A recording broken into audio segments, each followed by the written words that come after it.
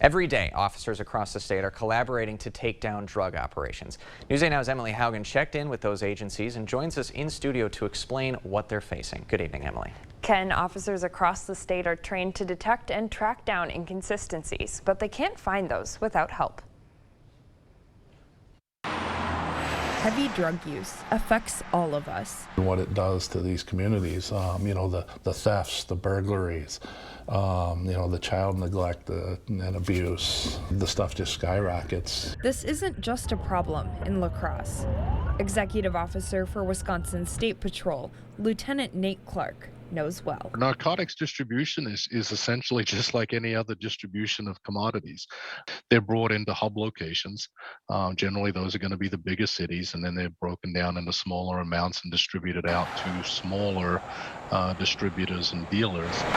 And at the street level, local officers like Rob Walensky keep watch in neighborhoods. It only really takes relatively speaking, a small amount of drugs to create a lot of problems in a little town like that.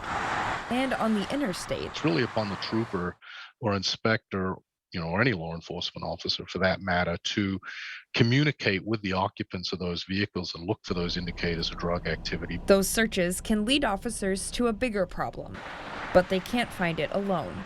Inter-county collaborations are essential. In order to be effective, you have to reach outside your area. They use county connections to reach out across the country and tackle the source. Logically, you deal with this guy that's bringing in the 2 pounds, and then you don't have to deal with all these people here with the gram they're getting from them. Without these connections, change wouldn't be possible. So we got to do better, and so that's what we're trying to do every day, just get better and make a difference. As overdose numbers rise in the state of Wisconsin, Walensky says a common source for those is fentanyl. Because of its potency, it often is laced in other substances without users knowing it. But Walensky does add that they have not seen or heard of the rainbow fentanyl being in our area. Ken? All right, thanks very much, Emily. And Emily will continue this story in the future and explore the kind of collaboration taking place between those counties. And fentanyl test strips are widely available for those in need. La Crosse County has them available throughout the community.